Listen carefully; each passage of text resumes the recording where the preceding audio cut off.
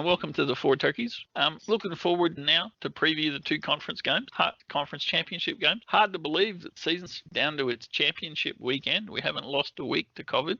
One of the three panel members' teams is in the championship game, so we might do that one last. Nah, screw it. We'll do it first. Fooey, we'll start with you. You've got a minute. Crow about Rogers all you want.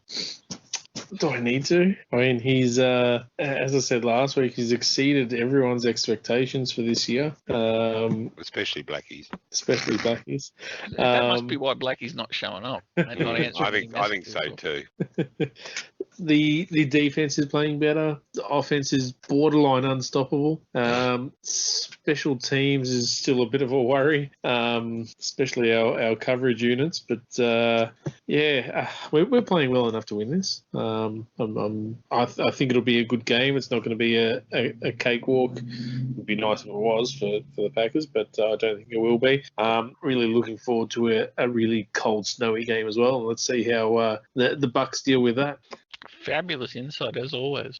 Brasher, I have a statistical question to start your views. In the divisional round, the Packers attempted 36 passes, the Bills attempted 37 passes, the Chiefs attempted 38 passes, and the Buccaneers attempted 33 passes, which I'm sure all panel listeners or all podcast listeners will recall as a remarkable departure from what seemed to be the overwhelming philosophy of let's throw the ball 50 times a game. How many times does Rodgers throw the ball? I think it'll be pretty much the same. I can't see why he would deviate from what was a pretty solid offensive performance last week. Balanced offense, didn't rely too heavily on one aspect of the game over another. Kamara was getting yards last week. I think New Orleans suffered a little bit from losing what's his name? Who's their backup? Murray for the game, but I can't see why, for any reason at all, why they wouldn't continue a balanced offense this week. I hadn't thought of it before, but I'm just wondering when you quote those numbers about frequency of passing, other than the Bills, who were a clear outrider on the weekend, whether some of these coaches go back to a more balanced offense-defense so they can avoid criticism of their play calling if they lose. Yeah, it's a really interesting thing because the only team that threw less than 30 was the Rams. And that was... And every other team that won was within one pass attempt. Yeah. And you could understand why the Rams did with not trusting Goff at the best of times, let alone with a recovering thumb. Exactly. Yeah, exactly. So for me, it was a really interesting... the wild card round had some teams... good old Big Ben, Mr. 68 pass. But it really... The modern appropriate coaching... Sorry, that's appropriate in the BPG universe of don't throw the ball, but don't attempt more than 40 passes unless you really know what you're doing. It really kicked back in, and we had some really balanced pass attempt numbers across all very different teams. There were some teams that are more defensively successful, some teams that have better quarterbacks, and they still had roughly the same balance. And I just thought it was really interesting for all the hype about let's have young quarterbacks throw the ball. Justin Herbert throw the ball 55 times. We reverted back to a much more balanced approach when the chips are really on the line. But maybe, like you say, Brash, maybe that's because people don't want to be criticised for their play calling, apart from their punting surrender index. Was that the other story of the divisional round that's going to roll into the championship games, that we don't see any surrender punting? Because it is all about the punt. It is 100% about the punters, and I think that's another area where the Packers might have a win. No, I don't really care about punting. No, I do care about punting. Good punting is good football. Says the bloke. How insightful.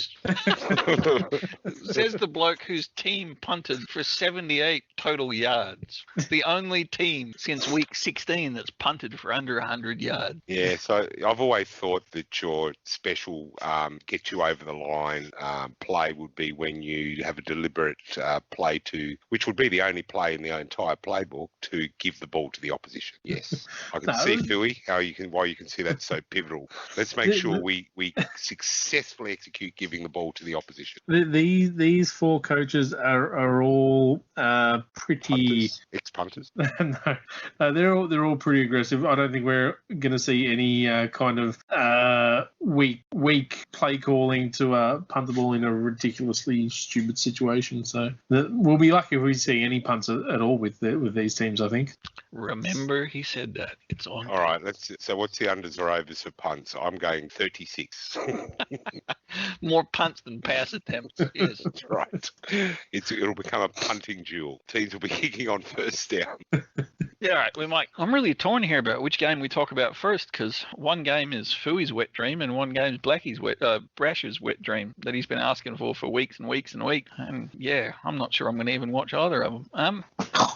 All right, we'll start with Fui with your game. I'll reserve my question about have you finished rustling with your phone? Yeah, sorry. Not loud enough.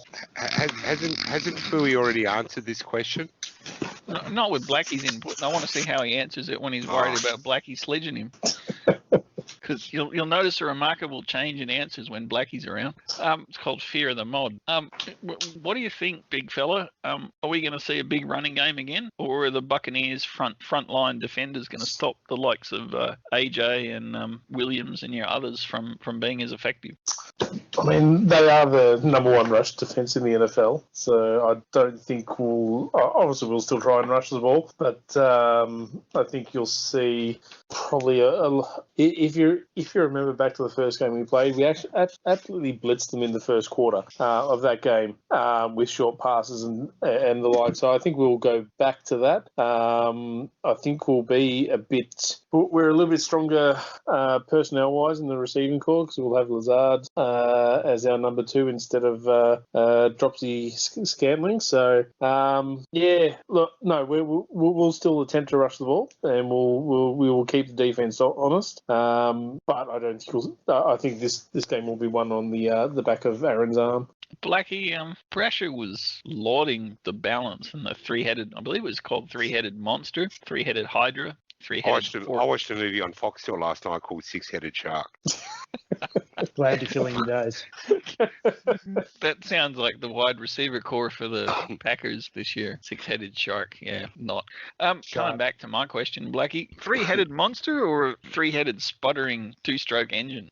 Is this Evans, Godwin, Gronk? No, the running backs for the Packers. Oh. You've been pretty kind to Jamal. I actually think AJ Dillon's pretty solid though, sort of a mini Derrick Henry. I wasn't including Williams at all. Aaron Rodgers is the third leg of the three-headed monster. Would you believe Jamal Williams has never fumbled the ball ever in his career? Neither have I. He's had like 10 carries. You severely underrate Williams. Go on. I think Philip Lindsay's never fumbled either, mate, but you don't see me thinking he's going to be Super Bowl MVP. I'm not saying you will, but he's a very good runner, very tough runner. You know, I actually can read your mind right now. You are talking himself up, not trying to convince me, but trying to convince yourself because you've read that Aaron Jones turned down a massive contract. Look, I've already resigned myself to losing Jones at the end of the season, so I'm not worried about that. But it's going to go to the 49ers for less. How much do you want to spend on running backs at the 49ers? You couldn't afford another one. No, we only got undrafted free agents next year. We're cutting all the expensive ones. But no, Jamal Williams is a very important key to that Packers offense. He is a superb pass blocker as well. Pick up blitzes, all that kind of thing. So no, you're very undervalued by this panel, I think. Geez, I feel like you've just read Frank Gore's fucking scouting report. And let's just gently add that it's great to have a blocking running back if you have someone open to throw to. If you don't have anyone open to throw to, you can block all you want. Devontae's always open. Remember you said that. Seriously, he caught fewer yards and had less of an impact, I thought, than either Lazard or Big Bob, you know? Anyway. He's saving himself for this game. Okay. Blackie, what's the defense outlook? Do we see some tackling from the Packers? I believe that there is a partial eclipse of the moon scheduled for this week, so, you know, weird things can happen, tackling. Or do we just see that savage pressure from the likes of Jared Alexander and Zadarius? But, yeah, when the ball's in the open field, not so much tackling. I'd say that's probably fair. Will Ronald Jones be all right? You know, which Lenny Fournette will roll into town? I think they mentioned on the the call that he's only had 100 carries this year, so he's got fresh legs. That could be interesting. But I think for me, the key to the game got mentioned before that the Bucks have the best run D in the league, and they're actually slated to get one of the best run D players back in Vita Vea. So I think they might have a hard time running on them. It will be, how do the likes of Davis and Murphy's Bunting blanket their receivers? Brash, can the likes of a Scott Miller and Gronkowski and maybe even big fella Antonio Brown, can they exploit the weakness at linebacker that the Packers have? I think they can exploit. The key is, as we spoke about with the Rams game last week, I think the key for the Bucks to play well or be in this game, I think all things being equal, the Packers should win, is to get the ball into their best playmakers' hands in the backfield of the Packers. And if that's short slants and dump-offs and that sort of stuff, then so be it. I don't think they'll beat the Packers going for chunk plays, or if they rely heavily on dropbacks. I think Brady will have more time than he did against New Orleans, because I'm really keen to see the ball in the hands of guys like Mike Evans and Godden's hands, while because I understand there's going to be snow on the weekend, so I'm keen to see them with the ball in their hands and watching all the Packers defensive backs doing, performing snow angels in the snow rather than tackling. Last question of this game, of any significance. We had the astounding punting of Bradley Pinion. Brash's yawning probably sums it up pretty well. Averaged 45 yards. Awesome. Yeah, awesome. And then we come up against J.K. Scott, whose total punting yards didn't even get to 80 yards. Which punter is going to have a bigger impact on the game, please, Brasher? I really don't care because see, there's this little thing called geometry, and you see there is proof that there are punters that have longer averages for their punts because their offense gives them longer fields to punt to, and both of these teams move the ball. So I think it's a moot point. The key is who pins inside the 20 more frequently if the weather is going to be a little bit on the adverse side. Bradley Pinion's pretty reliable. He's been around a long time. I think the key question is who has to punt more often will be the key on who wins. Blackie? I think I'm less thinking about who's going to punt better and just thinking that the Buccaneers need to do better defending the punts, and their gunner needs to actually make stops when he gets there unimpeded. Now that, for the rest of the panel, that's what you call analysis. See? Anyway. Yes, I took a lot from the fact that you asked which punter was going to have a better game. Why don't you ask next time which punt coverage team will have a better game? No. I'll leave you to make the extensions and make me look like a fool, unlike Blackie. Anyway. Look, Fui and I are a bit over that, mate. I'm drowning in full juice here.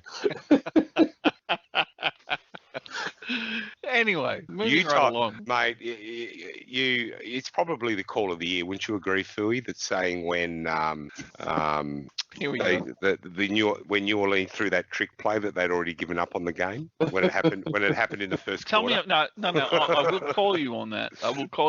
Tell me. I'm being dead serious. Tell me that Peyton and his behavior and his sideline demeanor and the play he called a trick play on the first snap of Jameis being in. Tell me that's not him waving the white flag. That comment was dead serious, by the way. You mean Jameis Winston, who was actually lining up at wide receiver at the time? Absolutely. Who actually might have, let me think about it. Jameis Winston lined up at wide receiver for one play that he came in. What are the chances that a trick play was potentially going to be called with Breeze standing on the sideline? What are the odds of that? Maybe, 100%? 1,000%. That's my whole point. Why not bring him in as a genuine quarterback and leave him in for a quarter? He was brought in because there was frustration, and Peyton brought him in to try and loosen up loosen up the Bucks because he was getting frustrated. He wasn't moving the ball. He wasn't to know or to predict that his future Hall of Fame quarterback was going to then go and throw 3 pretty ordinary picks subsequent to that. Yeah, I guess I just have a really different read on the game. For me, as soon as you brought him in, that was his way. I don't know. There's lots of teams. We've seen flea flickers on the opening offensive play of games. Yeah, but with more intent and less surrender flag. The only bigger surrender flag play all year than bringing Jameis in when they brought him in with that play was Dougie fucking Peterson punting for a draw in overtime. But anyway, we won't go on about that. I stand by my call. No, I gave you the biggest surrender play last week in that playoff game where for the first time for the whole season. That was regular season, regular plays, not overtime. If they'd included overtime, Dougie's punt would have been there. Anyway, look, let's move on. You're trying to dig yourself out of a hole, mate, but seriously, your head's going to come up in Peking any minute now. I stand by what I said. Right. Peyton gave up on that game the second he brought Winston in with that play call. He gave up on it. It was a big white flag. What I don't understand is there was that footage of Breeze telling Winston it's his team now. Like, we haven't seen enough of him this year. It's bizarre. And in the post-game press conference, Peyton himself, I was saying before you joined us, Peyton himself said the reason they lost was because Taysom Hill wasn't fit. I mean, what kind of a fucking bus are they throwing Jameis under? I said before, Blackie, that they had a tremendous opportunity to start Winston instead of Hill. And if it's his team now, then why didn't you let him start for the 3 or 4 games that Breeze was out? Exactly. Doesn't make makes no sense. I tell you why. It's because Sean Payton thinks he's smarter than he is. Yeah. Exactly. Yeah. And we were actually saying before, if Payton really had nuts, he would have yanked Breeze and gone with the other boy instead. And not as a fucking wide receiver, as the fucking quarterback, and not as some trick play chump. Quarterback. No. I have a different read on it. It was always destined for a trick play. It is what it is. No, it's so interesting. The reason the Bucks let go of Jameis because he threw 30 interceptions, but he also threw 5,000 yards and 30 TDs. You're already getting three picks from Breeze. Yeah, we said. Why not go for the Big Ben special? But here's the other 3 thing. TDs, 500 yards, and 3. Yeah. But here's the other thing. Agree. Which quarterback gives you the best chance to hit your best wide receiver, Michael Thomas? Not bloody Drew Brees anymore. Yeah, that's exactly what I was getting at. That's Winston gave them a better chance to win, and it's totally. I don't think there's one person on this call now that disagrees that Winston was a better chance to win. But if that was truly going to be Breeze's swan song, did Peyton put Breeze in front of winning? Yes. Fuck yeah. Yeah, I think so. And that's the fact he brought him in and he played him as a wide receiver with the trick play. He was flagging the white flag. He wasn't interested. He was interested in one thing only, and that was letting Drew play out so Drew could do his pre-scripted post-game bullshit with his kids and Tom Brady and retire a great hero of the Saints. It was a media deal. But having Winston in for that one play probably made it look even worse because Winston threw a touchdown. Exactly. So, mind you, I think it was the first playoff game in a decade where a wide receiver's had 10 or more yards of separation because they were just 4 defenders worried about Kamara. You're forgetting Mr. Sherman's social distancing last year. Oh, that's true. That must have been 9 yards. Sudden metre silence and a half from Mr. Brasher. Moving right along. That was done 18 weeks ago, man. That's old news. Right? Moving right along. We'll leave behind Fui's wet dream in that, pile let's of other Let's things. talk about the real game this weekend. Let's talk about Brasher's wet dream that he's been begging for 9 weeks since lockdown ended, basically. Well, sorry, his second. Yeah, we won't go into his other one. Bills, Chiefs. If you could script it as a Super Bowl, surely this would be it. Yes, Blackie? Oh, it's a big call. Do you really want to watch the Buccaneers play in a Super Bowl? Yes, I do, totally. I have so many players on that team I enjoy watching. Nothing would bring me more joy than watching the Bills v Buccaneers. It means Kansas City have faltered and either the Bills are going to break their duck or Brady's going to come back from the grave and ruin them one last time. Well, Philly did say he thought you hated him, and that, pretty good. Just irrelevant. Green Bay's the tea towel team of the conference championships. Milk dipped, honey covered, sugar coated marshmallow team. Yes. All right, Brash. I'll let you lead off because it's your dream. How worried were you? Can I gently ask? How worried were you? Very in both instances at various points in the last quarter that that either the Browns or I can't remember who they played now. The Ravens would upset what I was looking to do at various points. I'm really happy that I got the matchup that I wanted to see in the playoffs. This is my dream AFC game. Having said that, I'll still always be an NFC boy, and whilst I don't believe in you can have a second favourite team, if there was such a thing in my life, it would be the Tampa Bay Buccaneers. I'm about to edit that to say Seahawks. You do that, mate, and there'll be a libel suit on your desk the next day, mate. So I would love, my dream situation would be that Larry Fitzgerald got traded to the Bucks just so he could play in the Super Bowl or something like that. Unfortunately, as much as despite actually Fui talking up Williams as the next coming of Barry Sanders in the NFL, I'm actually, the more he was talking about, the more I'm actually really looking forward to that game. That had borderline T-Towel status, but I'm actually really looking forward now to that Tampa Packers game. I've given you a build-up to your dream game, and now you're going to tell me you're not going to watch it. No, I'm switching to it now. But the game I do on it. I am rapidly becoming a huge Allen fan, as you're probably aware. Is that because of his similarities to Kaepernick? No, because of his non-similarities to Kaepernick. And look, I'm old enough to remember the Bills losing all those Super Bowls with Jim Kelly and Scott Norwood missed punt. And I remember all that shit, right?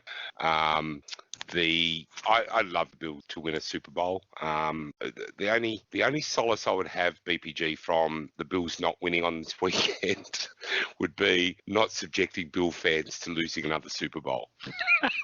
At least they would avoid that opportunity of that event happening. That would be too much, wouldn't it? And can I say, as someone like me that was old enough to watch those live, unlike young pumpkins that are on the balance of the podcast. Yeah, going, Scott Lord, who's that? Who's Scott Lord? I remember tap, that. Tap, Google.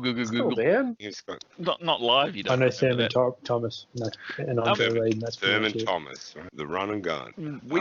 At what point during which of the four in a row did you start to actually feel genuinely, desperately sorry for them? Because it was halftime. It was halftime at the third loss. I had every one of them. I had every damn one of them because they went up against fucking NFC East teams in every one of them, and they all won Super Bowls because the Bills didn't have that extra gear in a Super Bowl. So every damn one of them, I felt sorry for them and pissed off at them at the same time. They should have won at least two of them, actually. At least two. Jim Kelly's, anyway.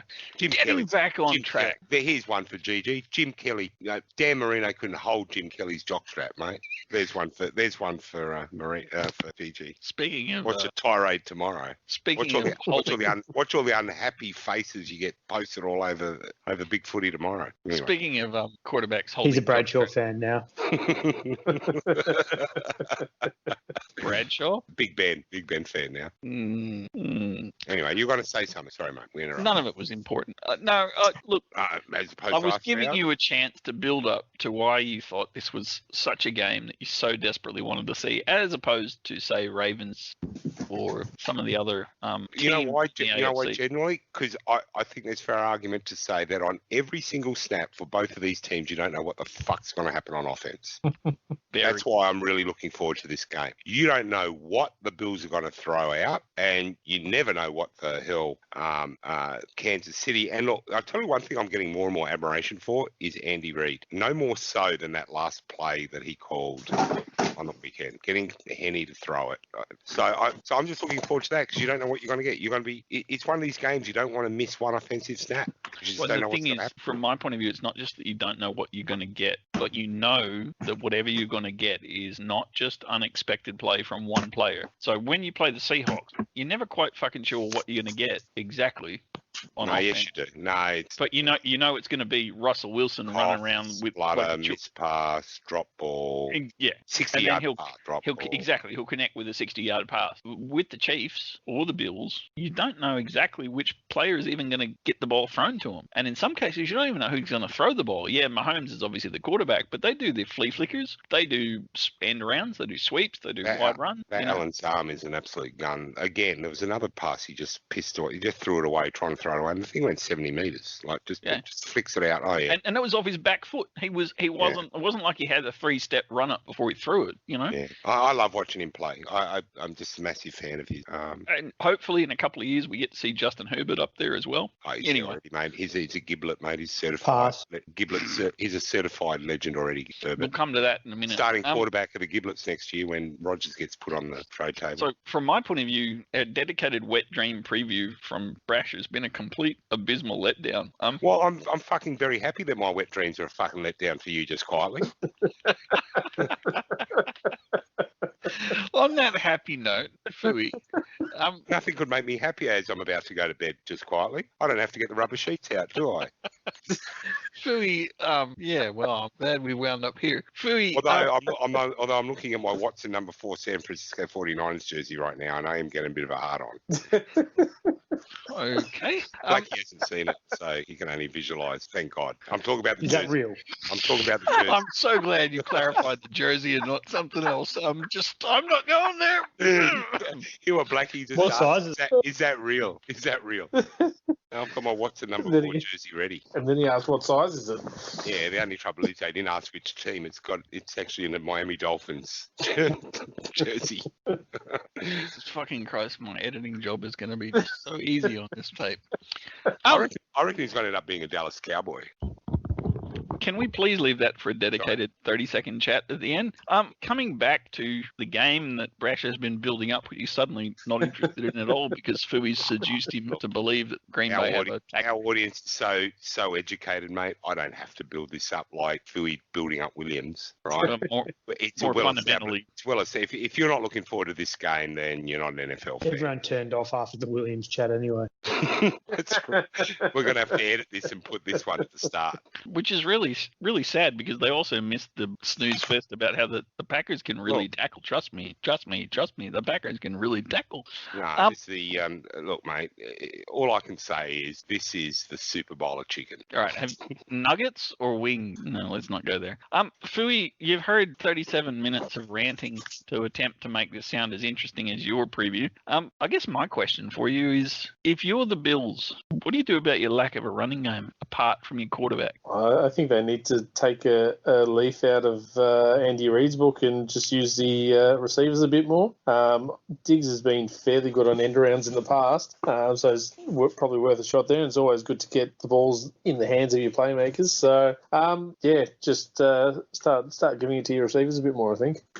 Fabulous insight. Thank you. Blackie, do you have anything that you could add to more adroitly explain what Sean McDermott might do to supplement his running game? Or should we just give up on the running game and assume Stephon Diggs is going to catch 400 yards of passes? I think they'll try it on early. I think Kansas City's weakness probably is their run D. Thank you. I'm glad someone shares that thought.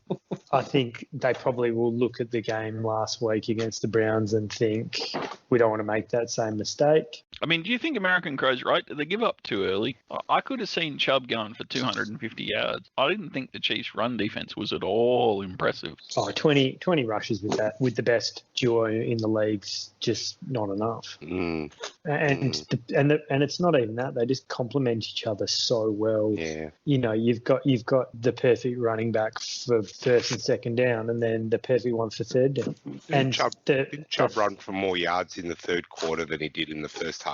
Exactly. So they didn't give up on it at all. They went to it. Yeah, but why not in the first quarter? Why not in the first quarter? That's the point. For me, it was their handling of the clock. They were trying to prevent Kansas City from having the ball, trying to deny them play time. and it came back and bit him in the ass. I think McDermott's a much, much better coach. It's certainly better than Stefanski. That goes without saying. Yeah. I think. So anyway, coming back to Yeah. the Bills, what are they going to do about the lack of a running game, or do they just not care because they got Diggs? Throw it more. Yeah, no, I think there'll be some design runs for Allen.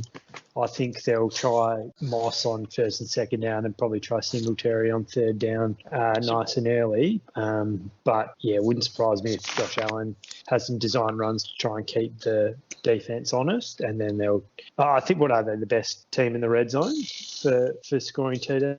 So once it gets to there, all bets are off. They've just got so many ways to hurt you.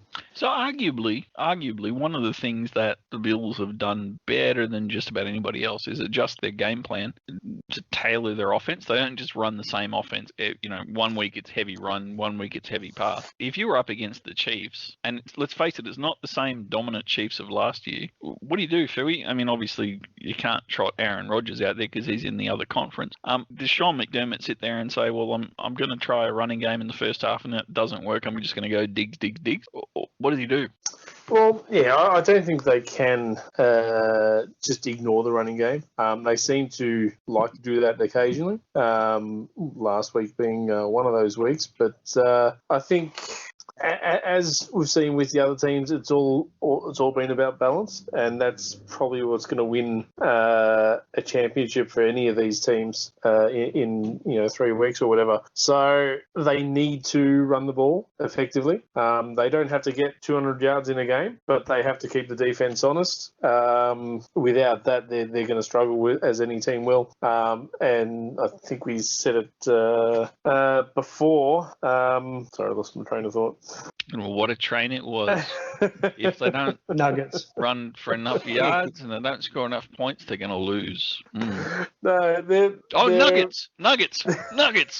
I have lost them. Sorry, go on. Thank you so much for taking an interest in our AFC game, even if it was for 19 seconds. So appreciate it. Go ahead, Fui. Tap, tap, tap. Who's playing in the AFC? Yeah, anyway. All right, look, we'll wrap it up in terms of, from me anyway, I hope 3 statements. Be interested in what people think. I know Brash loves to pick me up on statements like Winston was a surrender move by Peyton. I stand by that one. Statement number 1, Patty Mahomes is not Patty Mahomes of last year, and the Chiefs are not the Chiefs of last year. Yeah? True. We all agree? True. No, there's two different elements to that.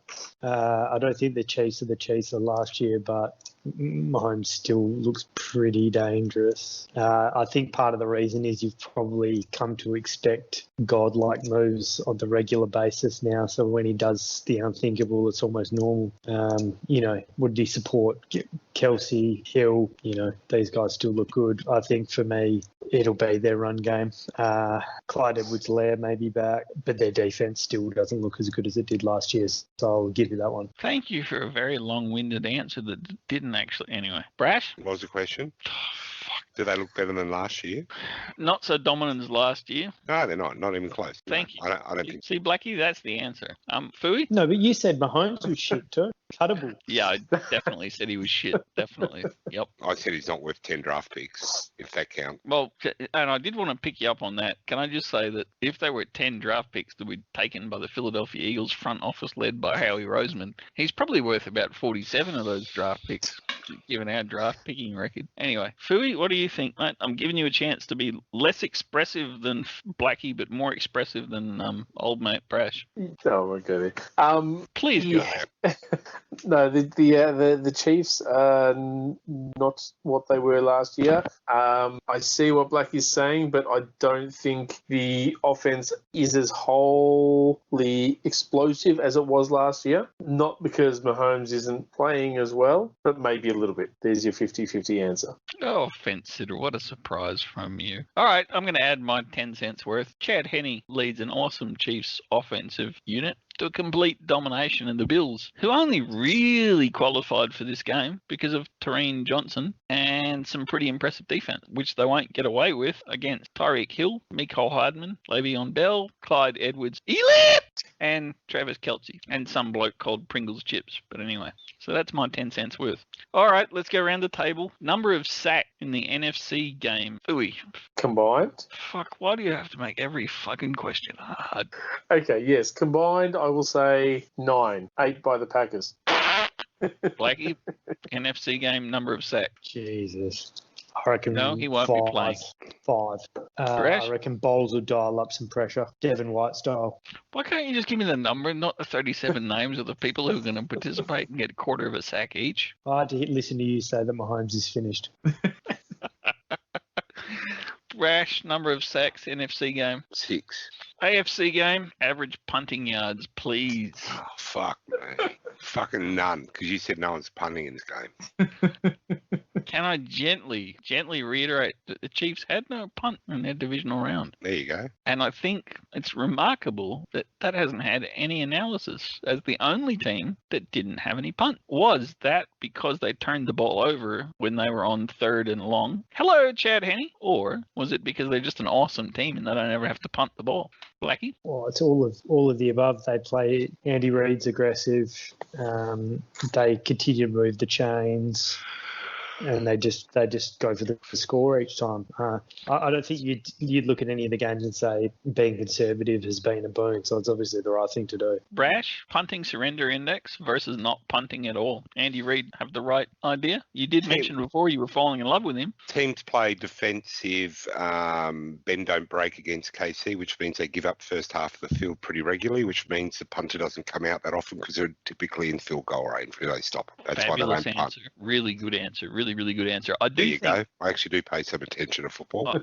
I do think, though, Blackie's got part of the answer. I'm not going to throw to you, Fooey. I do think Blackie's got part of the answer right, though, in the sense that it's something that's changed. Having had to put up with Andy Reid and his clock management and his third down management when he was in Philly, he's a different person. It's like one of his sons or one of his sons' grandsons or whatever has taken over his body because he's a completely different coach on third down. He manages the clock much better. Can I pick you on that? Because I actually was thinking of this the other day. Do you remember how wonderful Philadelphia were on 4th down and 1? How it was almost a standing joke that whenever they went for 4th and 1, they would get stuffed. That's my whole point. But they went for it. No. It's not half as much as he does in KC. Not half.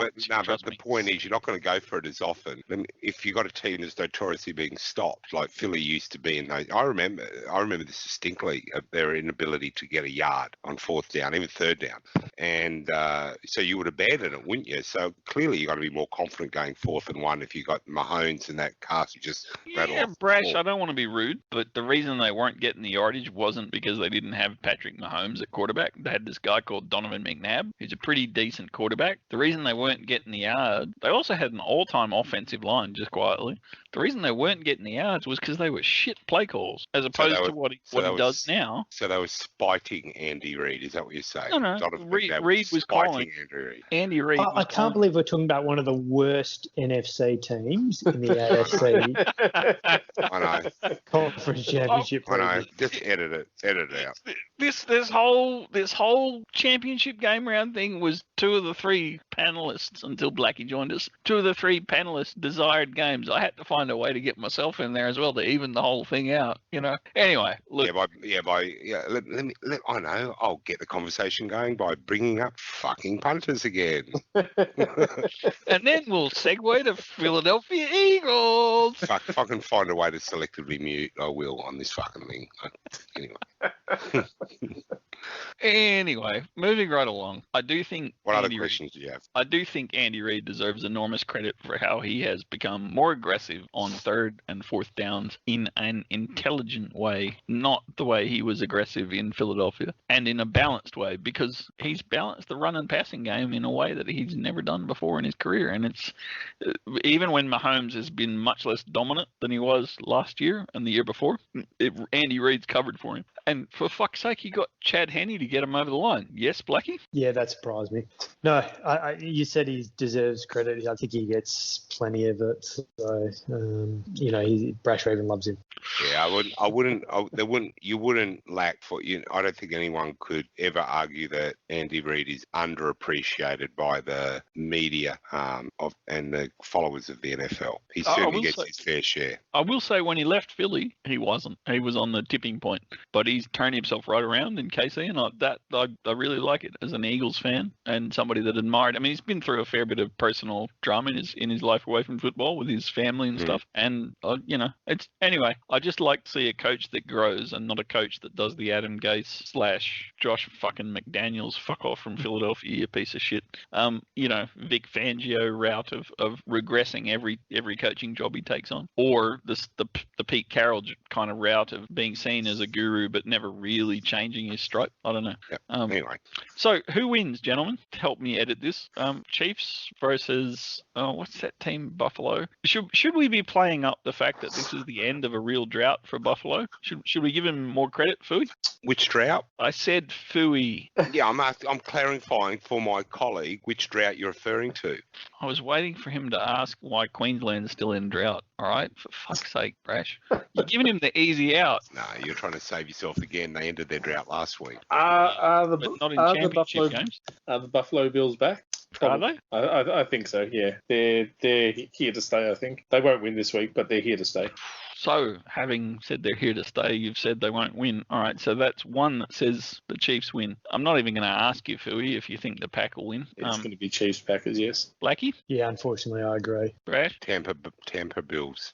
And I'm going to say the same as Brash. There you go. Just out of curiosity, Blackie, if it's the Chiefs and the Packers, who will you be rooting for? Tie. Jordan Love? Yeah, Jordan Love would be pretty cool. Fuck, probably. Oh, actually, I've got a few mates who are Packers fans and they're insufferable. I don't know. This is tough. Is Fooey your mate, Blackie? Jeez. All right. There's a couple of other things that came up of interest. Hang on, I'm not insufferable. Gobble, gobble, gobble, fucking gobble.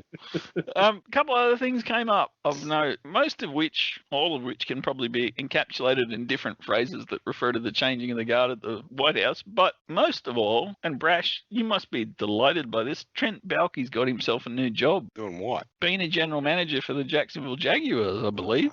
So does that consign them to like 37 years of mediocrity? Geez, you'd be happy in Jacksonville. You've had Trump with his finger over the nuclear Armageddon button for the last 4 years. You finally get rid of him, and now you got Baalke with the number one pick in the draft. Good luck with that, boys. Good luck, Jags. Here's my. Hang on, I'll just get my fishing rod out. I'll bait the hook. A little bit of bait for you there, Brash. Does Baalke even take Trev with number one pick, or does he reinforce that 49ers draft record that he had of being smarter than everybody else in the room? I don't think he didn't draft entirely badly. It was more. So you're saying he'll take a quarterback with 37 knee reconstruction? Sorry, I don't know. You're saying he'll look for a quarterback with 37 knee reconstruction? Maybe they got Baalke because he was cheap and they knew that who they were picking already. Maybe he hasn't even got drafting duties. We don't know for sure, do we? Here, sign the general manager's contract, then you won't draft anybody. Well, can I add, if he has that contract, how do I get Howie Roseman to sign it in Philly? I don't know. Baalke. Yeah, anyway, they're great survivors. Second follow-up question, I guess less of a question about Baalke, although I know Fooey will have some views about him because he loved him as a dead weight around the necks of the 49ers. Not only did Baalke get a job, but Bieniemy won't get a job apparently as a head coach. What does that say, Foo? I think that says everyone thinks the Chiefs' offense is all on Andy Reid and not as much on Eric Bieniemy.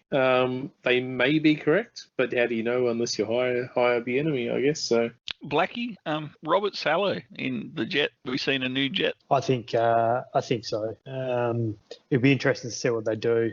I can't see them continuing on with Darnold, so it'll be, they'll bring in Justin Fields or Wilson or Trey Lance and move forward with that. They've got quite a bit of capital, but they actually have a few good top tier pieces there. So I think if they instill a winning culture, then they'll be good moving forward, and he should be able to do that. They trade back from 2 if you're Joe Douglas. No, take whichever. Don't get cute. Just take whichever QB you like. And do they then trade Darnold to somebody like Philly? Yeah, I don't think you'd be getting much good for him. Maybe a late second. He's better than Drew Lock, surely. Oh, he is, but Drew Lock's not worth anything close to a late second. But would you risk? It'd be like trading for Wentz, but just cheaper. Yeah, if Darnold right now would be, you have to take the view BPG of where he would rank against the rookies coming out this year, and he wouldn't be in the top half dozen. And then on top of that, teams that I don't think, I could be wrong, but I don't think the Chargers really thought they were getting a 20-year franchise quarterback when they picked Herbert. Yeah, unless Jesus fucking Christ, have they scored or not? Yeah, so there's a whole series of teams that are out now because they've lucked out. They've got some really good quarterbacks. Since you got Burrows, the quarterback.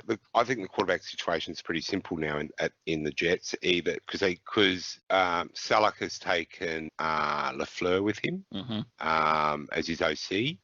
The mail was sorry, the good Lafleur, not the Green Bay Lafleur. Yeah, the one that the one that hasn't gone 26-6 in the regular season in two years, second only to who was it? John Madden, I think. Anyway, the one that's not in love with love, but anyway, we won't say anymore. It's okay. I didn't. Who else did he take with him from the Niners besides Lafleur and someone? I think that was it. No, there's another one. There might be one other, that he took. The quarterback coach went with him as well, which no one's really complaining about because we got Gangello back from Denver, who's failed as the OC there, and he's gone back as quarterback coach, who was apparently on the same par as Fui as a quarterback whisperer for Garoppolo. So that's a good thing for them, and they've kept continuity because they've promoted both their from internally, the OC and DC.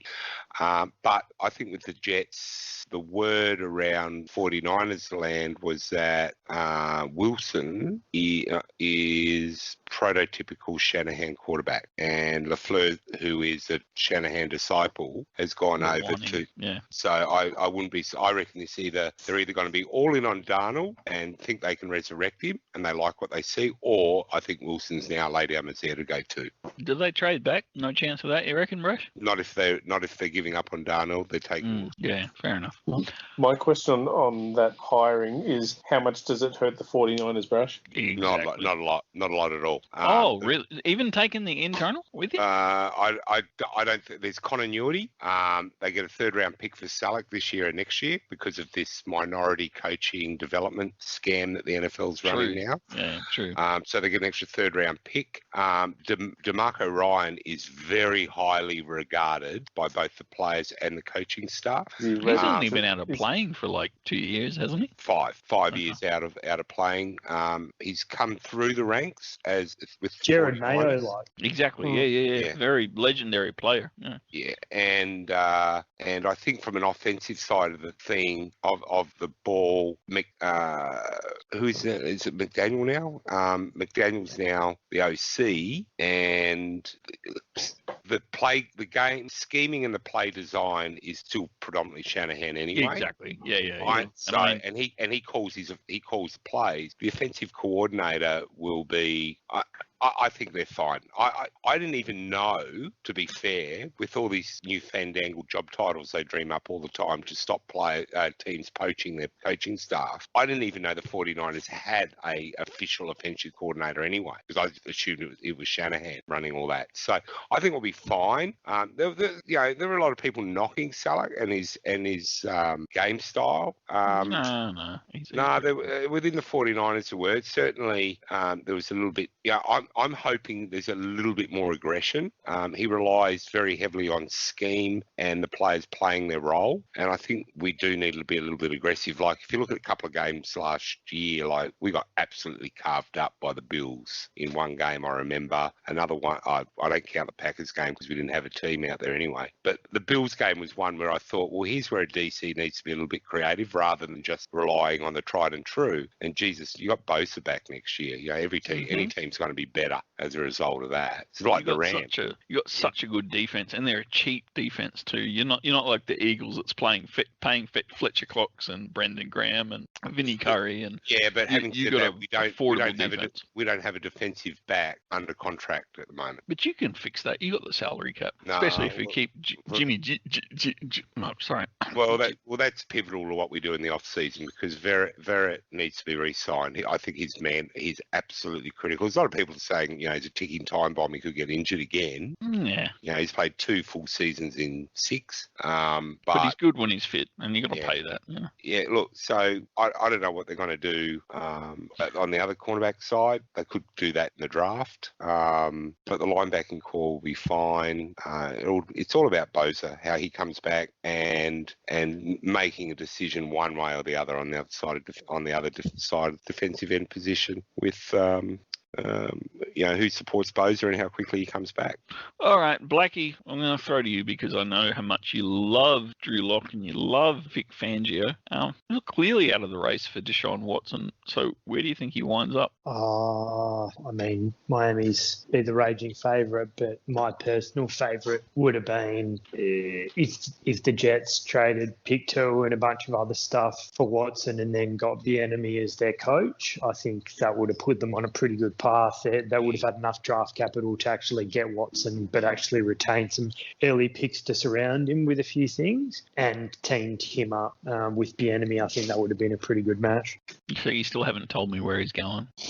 Well, Miami would be the overwhelming favourite. They're one of the few teams that's a good fit and actually has the draft capital to do it. Fooey, we're going to trade Love for Watson. If we could afford it, I think that would be good. But so you're giving up on Rodgers next year? No.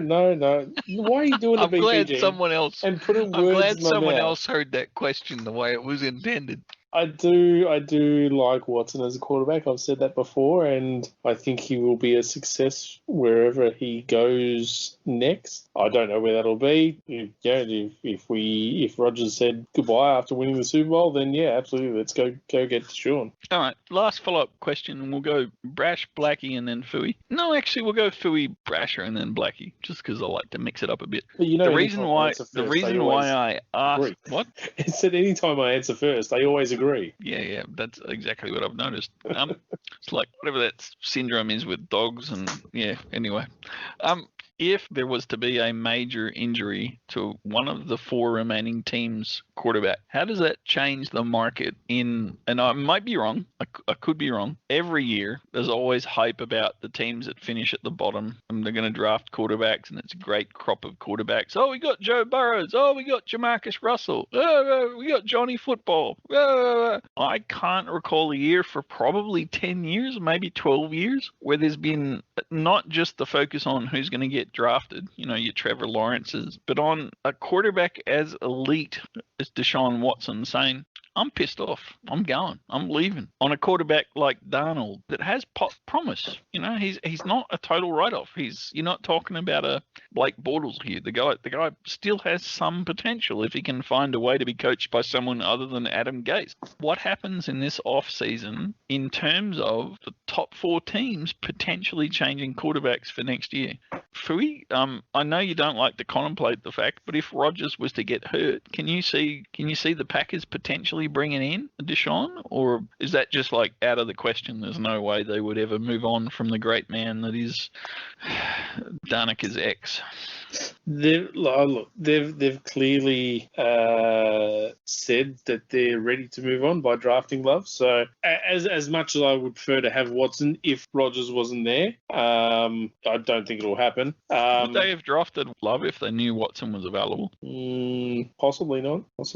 But yeah, look, this off season is going to be one of the most interesting.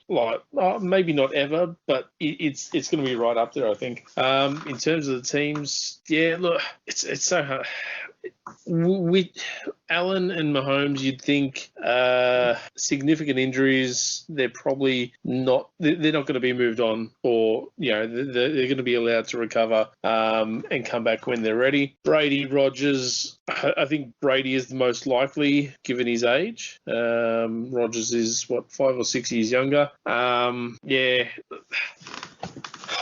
If Rodgers gets a significant injury, I don't want to think about it, to be honest.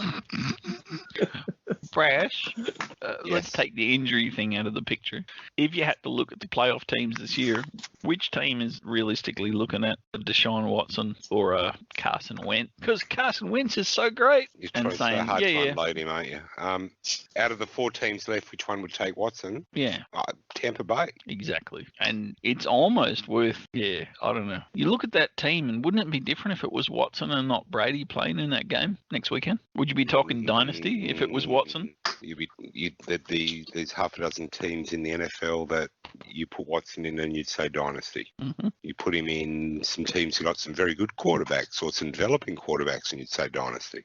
Right now, would Watson be, other than probably the way Rodgers has had a renaissance this year to put an MVP season together after being shunned in the off season or a slap in the face with what they did with picking a quarterback. Watson's and Mahomes, at the other two, you would say Watson would be better than the other two, Brady and...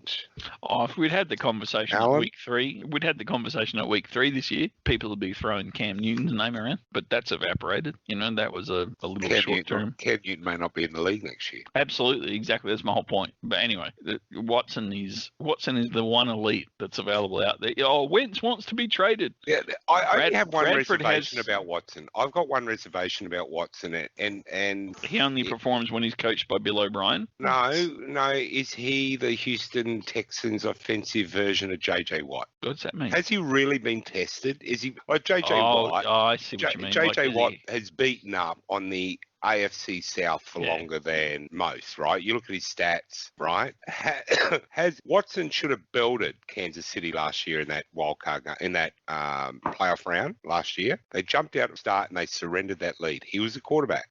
Where can you point to, as good as Watson is, where can you point to Watson being truly elite as far as the results on the board? He beat Matt Schaub out for quarterback. Let's not underrate that outcome. I think the fact that he took that team to the playoffs says a lot, because it wasn't a very good team. I don't think it was a terrible team. No, last year it was a decent team, Fooey. Last year it was in the team. AFC South. Exactly. That's like saying that the Washington football team didn't deserve to make playoffs. Well, we all know that's true, but the rules mean they did. The Texans were not a bad team last year, but Bill O'Brien. Anyway, Blackie, what do you think? Do I need to repeat the question? No, I think Watson had a historically good season this season, and Ooh, really? Yeah, totally. Not last year? No, so, this year. You think this year was his elite, like his best? Yeah, 100%. Really? They have zero running game. They had just a hodgepodge of receivers and just a terrible, terrible defense and up in the air coaching. And if they had won probably they had their own draft pick and there was less turmoil with Bill O'Brien, he'd be getting the respect he deserves.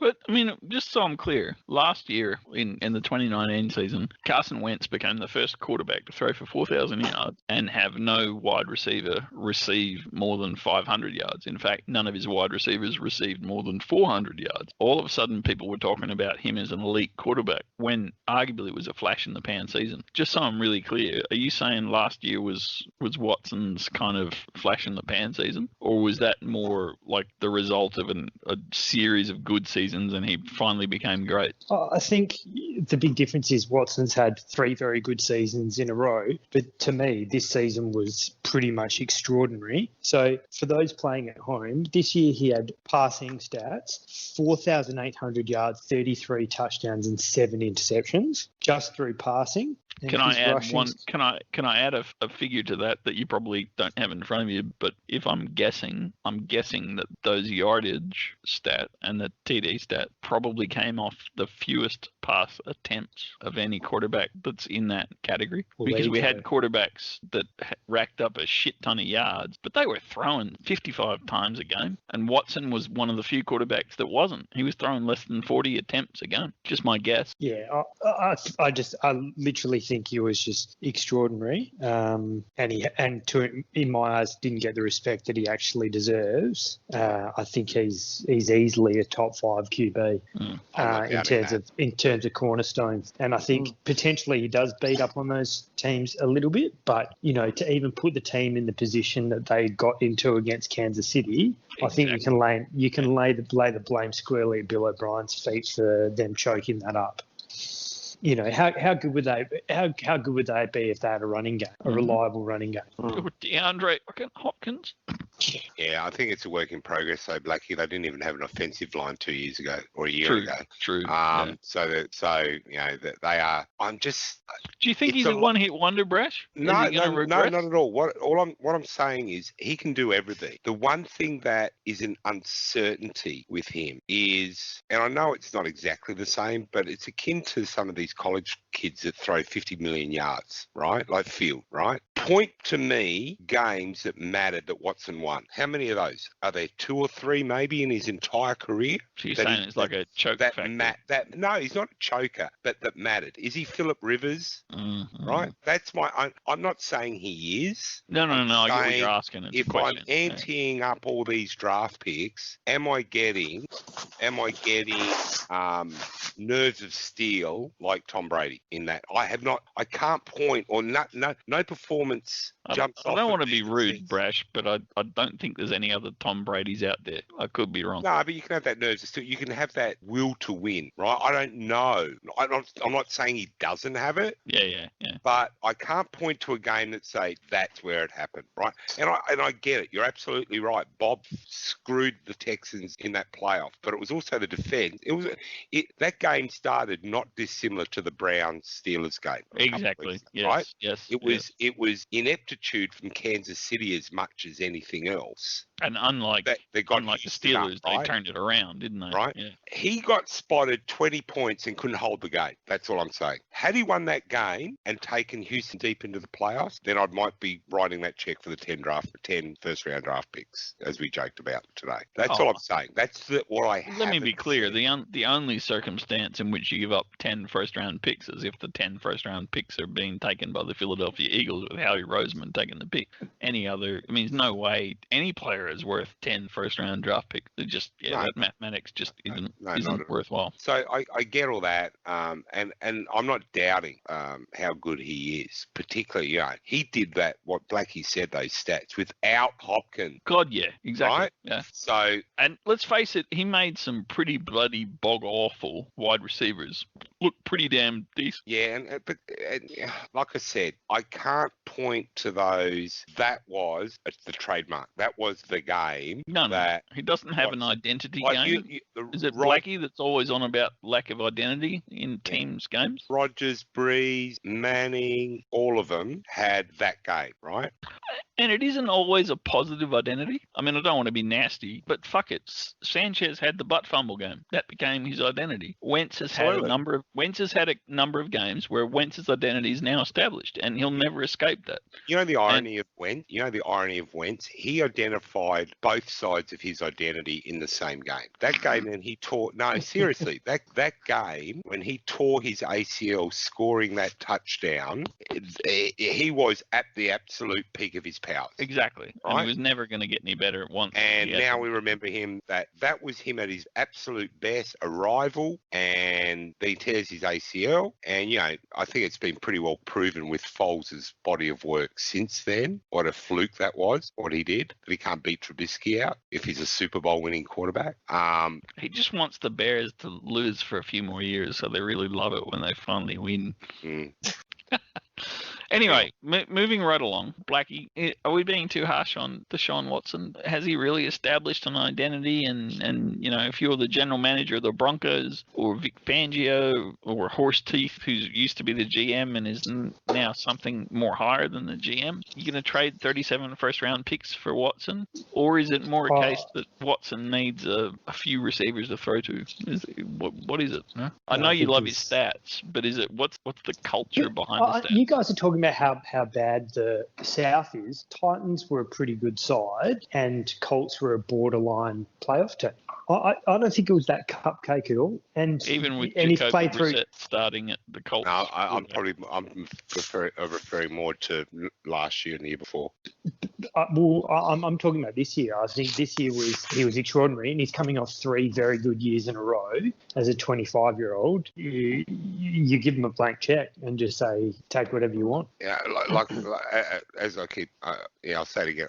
I'm not doubting his form, and I don't care about the numbers so much as is just eyeballing him as a quarterback. The only thing that's missing for me is that mark of a champion game that stamps him as a superstar. We've seen it from Mahomes. We've seen it from even Goff when he dueled Mahomes a couple of years ago in that game that was like 58 and whatever the score was that game. Like, we've seen those stand out. Yes, I am the best in the league at what I do. Right. That's all I'm saying. I'm not saying he doesn't have it. Maybe just he hasn't had that opportunity in Houston. And remember, and you're absolutely right. He had to do whatever he has done under Bob. Right. So that's a handicap for anybody. I think what Brash is really saying is Brash has got maybe a 2 square meter spot on his wall, and he needs in the pool room, and he needs another photo. And to date, Watson hasn't had his photo moment. That that's walking off the ground. The Steve Montana. Sorry. Are you serious? Are you serious? I drew him out. I got it. The reaction. Beautiful. All right. Who wins the Super Bowl? Brash? I'm fucking. Blackie said something before. I'm thinking Tampa Bay. All right. Blackie, he's just blamed you for his pick. Who you picking? Oh, pains me to say, but I think Green Bay. Phooey? Yeah, fuck off. Bye. I said it last week. Yeah, we're going to talk to you next week, everyone. Bye-bye. Phooey's been